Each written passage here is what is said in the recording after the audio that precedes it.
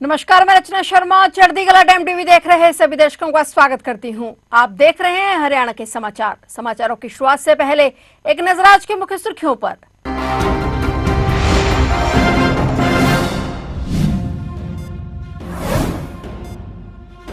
हरियाणा में 12वें अंतर्राष्ट्रीय योग दिवस की धूम। मुख्यमंत्री नायब सिंह सैनी ने योग दिवस की दी बधाई। योग दिवस पर सीएम सैनी ने की घोषणाएं।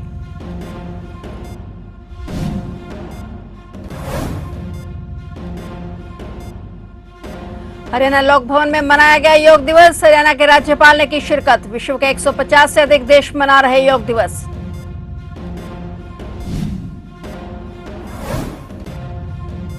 हरियाणा में होगा एआई सैंडबॉक्स लॉन्च। लोगों को और बेहतर सुविधाएं होंगी मुहैया। मुख्यमंत्री ने की समीक्षा बैठक।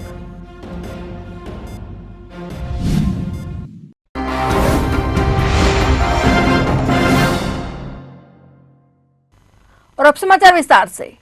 12वें अंतर्राष्ट्रीय योग दिवस 2026 के अवसर पर पंचकुला में सेक्टर 5 स्थित परेड ग्राउंड में आयोजित राज्य स्तरीय समारोह में हरियाणा के मुख्यमंत्री नायब सिंह सैनी ने मुख्य अतिथि के रूप में शिरकत की। इस अवसर पर मुख्यमंत्री ने प्रधानमंत्री के संबोधन को सुना और हजारों प्रतिभागियों के साथ योग क्रियाओं में भाग लिया। राज्य स्तरीय कार्यक्रम में बड़ी संख्या में लोगों ने भाग लेकर योग को अपनी दिनचर्या का हिस्सा बनाने का संकल्प लिया। इस मौके पर मुख्यमंत्री ने योग को स्वास्थ्य जीवन का आधार बताते हुए लोगों से नियमित योग अपनाने का आह्वान किया। पंचकुला से 12वें अंतर्राष्ट्रीय योग दिवस की मुख्यमंत्री नायब सिंह सैनी ने बधाई दी और योग पुस्तक और पोर्टल लॉन्च किया। संजीवनी कार्यक्रम का भी शुभारंभ किया गया। इस मौके पर मुख्यमंत्री नायब सिंह सैनी ने अपने संबोधन में कहा कि पंचकुला की पावन धरती पर आयोजित अंतर्राष्ट्रीय योग दिवस कार्यक्रम में 16 मित्र देशों के सैकड़ों युवाओं ने भाग लिया है और इनकी सहभागिता इस बात का प्रमाण है कि योग सीमाओं, भाषा और संस्कृतियों से परे संपूर्ण मानवता को एक सूत्र में जोड़ने का क्षमता रखता है। और 12वें अंतर्राष्ट्रीय योग दिवस पर सीएम नायब सिंह सैनी ने कई प्रमुख घोषणाएं भी की।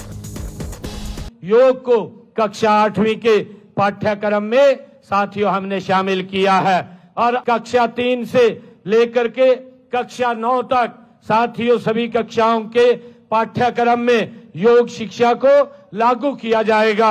इसकी मैं आज घोषणा करता हूं। मैं प्रदेश के सभी विद्यालयों में योग तथा योग शिक्षा को नियमित रूप से प्रोत्साहित करने के लिए सभी पीटीआई, डीपीटी और पीजीटी तथा चिन्हित पीआरटी शिक्षकों को योगासन का विशेष प्रशिक्षण भी प्रदान किया जाएगा ताकि प्रत्येक विद्यालय में विद्यार्थियों को नियमित रूप से योगाभ्यास साथियों करवाया जा सके। हमने हरियाणा कर्मचारी चयन आयोग तथा हरियाणा लोक सेवा आयोग द्वारा आयोजित सभी परीक्षाओं में योग से संबंधित कुछ प्रश्नों को अनिवार्य रूप से शामिल किया जाएगा। इसकी भी मैं घोषणा करता हूं और इसके लिए परीक्षा नीति में आवश्यक संशोधन साथियों किए जाएंगे। और मैं ये भी घोषणा करता हूं कि मोरनी में प्राकृतिक चिकित्सा एवं योग के क्षेत्र में एक राज्य स्तरीय संस्थान की स्थापना की जाएगी जहां प्राकृतिक चिकित्सा एवं योग से संबंधित स्नातक स्तर के पाठ्यक्रम संचालित किए जाएंगे। साथियों, प्रदेश के विभिन्न विश्वविद्यालयों में स्थापित किए जा रहे 5 सेंटर ऑफ एक्सीलेंसेस में योग को भी एक प्रमुख घटक के रूप में साथियों शामिल किया जाएगा। इनमें विश्वविद्यालयों में योग शिक्षा, प्रशिक्षण, अनुसंधान एवं नवाचार को बढ़ावा दिया जाएगा। साथियों, हरियाणा के सभी उच्चतर शिक्षा संस्थानों के स्पोर्ट्स विभागों का नाम परिवर्तन कर अब स्पोर्ट्स एवं योग विभाग किया जाएगा ताकि योग को संस्थागत स्तर पर उचित स्थान एवं पहचान प्राप्त हो सके।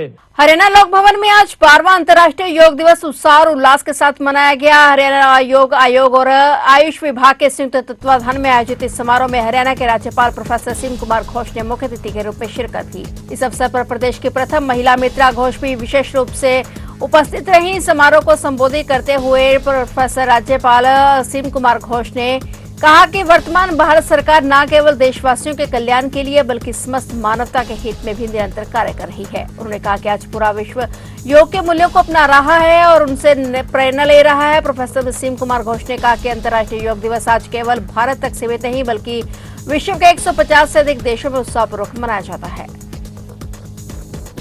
I express my profound thanks to all the participants, the organizers of yoga. It is a day which is being followed not only in our country, but in almost more than 150 countries of the world. There are some ideas, things which go beyond the boundaries of a country. Yoga is such a invaluable spiritual idea of our culture that we have been able to transmit to the world. मुख्यमंत्री नायब सिंह सैनी ने कहा कि प्रदेश में Haryana clean air project for sustainable development और Haryana AI development project तैयार किए गए हैं। इनके माध्यम से लोगों को बेहतर सुविधाएं मुहैया करवाई जाती हैं। मुख्यमंत्री नायब सिंह सैनी ने राज्य में शुरू हुए क्लीन एयर और एआई प्रोजेक्ट की विस्तार से समीक्षा की। सीएम ने कहा कि हरियाणा क्लीन एयर प्रोजेक्ट के तहत 3,647 करोड़ रुपए खर्च किए जाएंगे। सीएम ने कहा कि प्रदेश का अपना एआई का स्टेट डाटा सेंटर होगा, जिसमें पूर्ण रूप से पारदर्शी और सही डाटा एकत्रित होगा और उस पर पीपीपी से मिलान किया जा सकेगा। इसके अलावा 40 करोड़ रुपए की लागत से उद्योगों के लिए स्किल कोर्स, कोलैबोरेशन वर्कशॉप हेतु 2 सेंटर ऑफ एक्सीलेंस बनाए जा रहे हैं।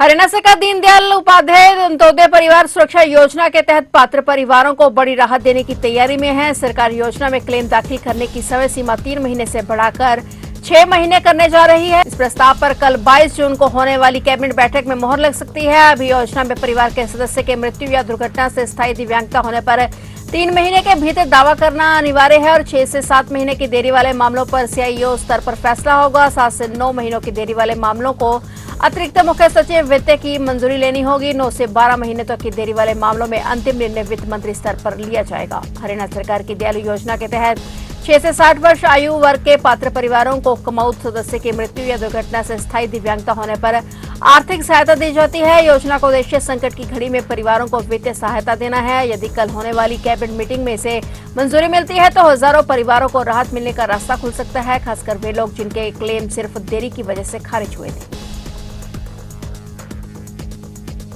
हरियाणा सरकार ने कुरुक्षेत्र जिला अस्पताल में नाबालिग से दुष्कर्म के आरोपी डॉक्टर शैलेंद्र कुमार के खिलाफ सख्त रुख अपनाया है। मुख्यमंत्री की मंजूरी के बाद राज्य सरकार ने आरोपी की पेंशन को न्यूनतम स्तर पर कम कर दिया है। आरोपी डॉक्टर की 1,15,000 रुपए की मासिक पेंशन घटाकर अब मात्र 9,000 रुपए कर दी गई है। भत्तों समेत अब उसे केवल 15,000 रुपए ही दिए जाएंगे। विभागीय सूत्रों के अनुसार स्वास्थ्य विभाग में ऐसी कार्रवाई पहली बार की गई है। कुरुक्षेत्र जिला अस्पताल में परामर्शदाता चिकित्सक के रूप में कार्यरत डॉक्टर शैलेंद्र कुमार पर राज्य सरकार ने ये आरोप लगाया और उनके खिलाफ ये एक्शन लिया गया। महिला और बच्चों के खिलाफ गंभीर अपराध करने वालों को कोई सरकारी सुविधा नहीं मिलेगी और इसी के तहत मुख्यमंत्री की मंजूरी के बाद डॉक्टर शैलेंद्र की पेंशन न्यूनतम की गई है। पुलिस ने आरोपी डॉक्टर को अगले ही दिन गिरफ्तार कर लिया था। घटना के बाद राज्य सरकार ने तत्काल प्रभाव से उसकी सभी सेवाएं समाप्त कर दी थी।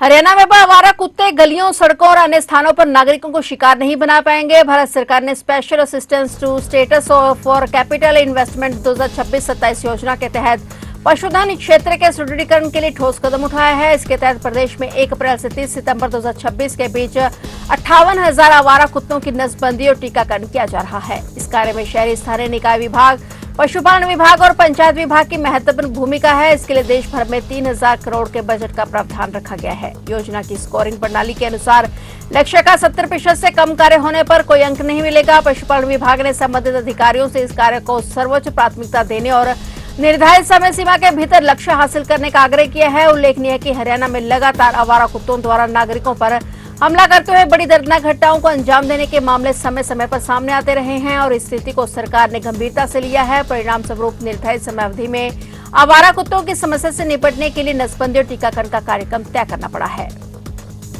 यमुनानगर में 21 जून को अंतर्राष्ट्रीय योग दिवस बड़े उत्साह और जोश के साथ मनाया गया। जिले के विभिन्न पार्कों, शिक्षण संस्थानों और सार्वजनिक स्थलों पर आयोजित योग कार्यक्रमों में हजारों लोगों ने भाग लेकर योग किया। कार्यक्रम में राज्यसभा सांसद रेखा शर्मा मुख्य अतिथि के रूप में मौजूद रही। इस दौरान उन्होंने योग के महत्व पर प्रकाश डालते हुए केंद्र सरकार की विभिन्न योजनाओं और समसामयिक मुद्दों पर भी अपनी बात रखी। कार्यक्रम के बाद मीडिया से बातचीत करते हुए रेखा शर्मा ने महिला सशक्तिकरण आरक्षण बिल पर भी बात की। उन्हें उम्मीद है कि आगामी मानसून सत्र में यह विधेयक पारित होगा। उन्होंने कहा कि सरकार के पास पर्याप्त संख्या बल मौजूद है, हालांकि बिल को कब लाया जाएगा इसका निर्णय सरकार करेगी। अंतर्राष्ट्रीय योगा दिवस है। मैं सभी देशवासियों को और हरियाणा वासियों को और यमुनानगर वासियों को उसकी बधाई और शुभकामनाएं देना चाहती हूँ। योग हमारी पुरानी परंपरा है जो हमें अपनी संस्कृति से जोड़ती है। 2014 में माननीय प्रधानमंत्री जी ने अंतर्राष्ट्रीय योगा दिवस की मांग की यूएन में, और वो सभी देशों ने उसको पूरी स्वीकृति दी, और हम तब से ये अंतर्राष्ट्रीय योगा दिवस आज के दिन मनाते आ रहे हैं। अंतर्राष्ट्रीय योग दिवस के अवसर पर आज कोलाहट नगर की नई अनाज मंडी में भी उपमंडल स्तरीय योग दिवस कार्यक्रम का आयोजन बड़ी धूमधाम से किया गया। सुबह सुबह ही पूरी मंडी परिसर योग साधकों से खचाखच भर गई और कार्यक्रम में मुख्य अतिथि के रूप में उपमंडल अधिकारी एसडीएम अजय हुड्डा और डीएसपी रोहताश कुमार ने विशेष रूप से शिरकत की। अधिकारियों ने न केवल दीप प्रज्वलित कर कार्यक्रम की शुरुआत की, बल्कि आमजन के साथ बैठकर विभिन्न योगासनों और प्राणायाम का भी अभ्यास किया।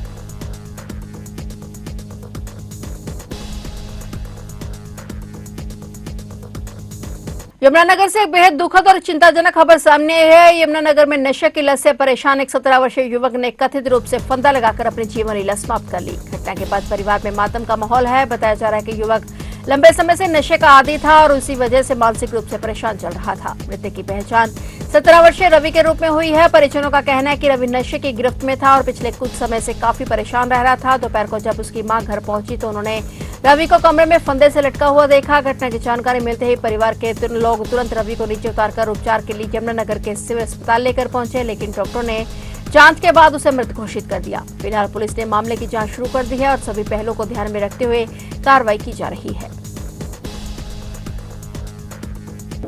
ये फांसी लगा के हैंगिंग कर रही है। हैंगिंग से उसने अपनी आत्महत्या कर ली है। ये रहने वाला तो मुजफ्फरपुर का है, जो बिहार का है, और लेकिन यहाँ दामले में, किशनपुरा दामले में रहता था, क्वार्टरों में। और ये 17 साल उम्र थी। ये अपने सुल्फा गांजा नशे का तस्कर था, नशे का आदी था। उसका नशे से परेशान होकर इसने अपनी जिंदगी ख़त्म कर दी।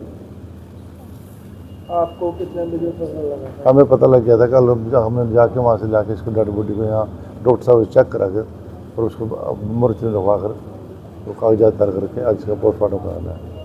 फिलहाल हरियाणा के समाचारों में इतना ही। और नए समाचारों के साथ फिर से हाजिर होंगे। तब तक के लिए देखते रहिए चढ़ती कला टाइम टीवी।